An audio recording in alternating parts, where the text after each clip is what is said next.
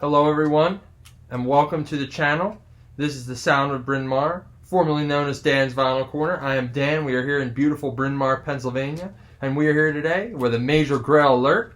We have found some recent Grails since the Labor Day holiday to kick off what may informally be known as the early fall season, and I am here to share these all with you. We'll kind of go in escalating order. The first one is more of a personal Grail in that it's not a particularly rare record, but that I've been looking for it, and there was a record store in my area that got a blues collection and had this record I've been looking for since I started getting into the blues a few months back. This one is just a reissue. I shouldn't say just. It is a reissue with a barcode, I believe, from the 80s of Magic Sam's blues band Black Magic. And Magic Sam Blues Band, I think this was the last album they ever did. This particular pressing sounds very good. Is pretty pristine. It's 80s, so I'm sure it's analog cut for what that's worth these days. And it has You Don't Love Me, which is familiar to the Allman Brothers Band, and really a bunch of great tracks. I believe the reason it's called Black Magic is because they kind of tone down the high end and have like a dark sound to all the blues that they do on here. You can see that, Magic Sam, he's wearing his purple on here, which is real cool. And this one they replicated the Delmark label, which is super nice. I'm very glad to have this and be able to have some more intimate listening with this album over the weeks, months, and time ahead. And then we get into the albums that I've really been looking for a long time. So really, I guess since I was in college, I've been looking for Townes Van Zandt, For the Sake of the Song, and it's one of those albums that was on my want list forever. There have been a number of reissued pressings, the Vinyl Me Please on the dark blue. Recently, I think that there are green and orange pressings, and I was kind of on the fence about, trying to cash in on one of those. And then that same day, that same blues collection, or I guess Americana music collection, we get an original poppy pressing. And the vinyl itself is in excellent condition. You're going to get great songs here like For the Sake of the Song, Tecumseh Valley, songs that are done in like a more whimsical, almost Bob Dylan storytelling style. They still have the signature Townes Van Zandt melancholy, but it's early in his career. And this particular pressing has that beautiful tubey sound that comes with the early versions. On the jacket, we're talking a little bit of a good minus here. You can't really tell on the video, but it is a little water damage. Although I don't mind. I mean, it's Townes Van Zandt. It's an original poppy, and up here in the Northeast, we don't really see a whole lot of these. And I'm really glad to finally have this one on poppy and witness this great American storyteller on another original pressing. Getting right along with it, those who have been following the channel know that probably my favorite jazz label is Impulse, and there are a few albums that were done on Impulse that didn't fit squarely within the jazz idiom.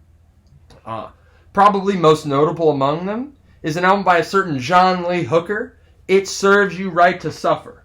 And that very same collection, that very same day, there was a John Lee Hooker original stereo on the Impulse label. It Serves You Right to Suffer.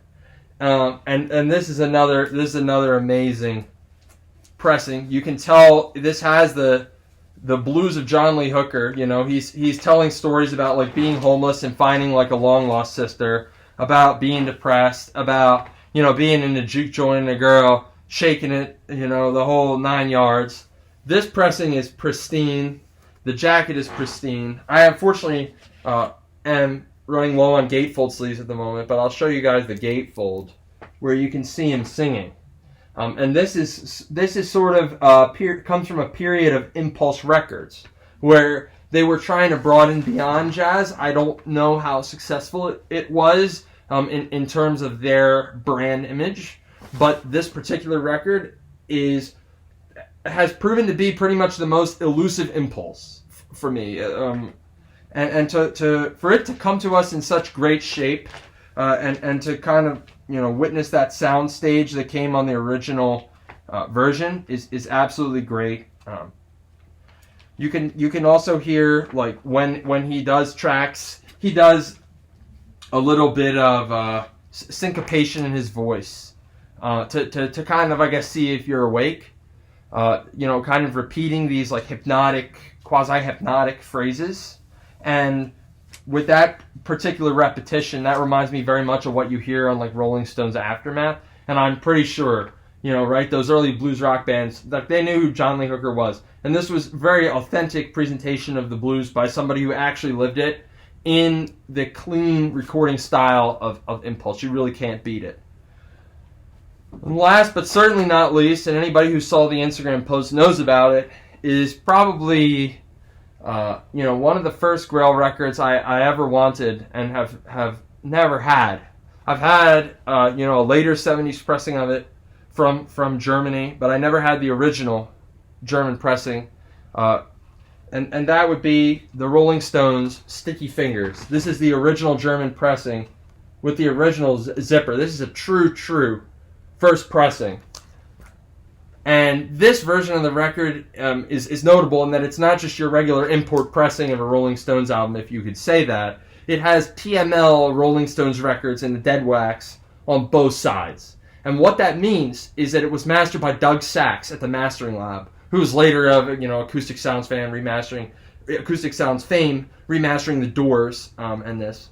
And been through a few copies of this album, but never heard it quite like this. This has a live sound. It has clarity. It has all of the emotional rawness as well.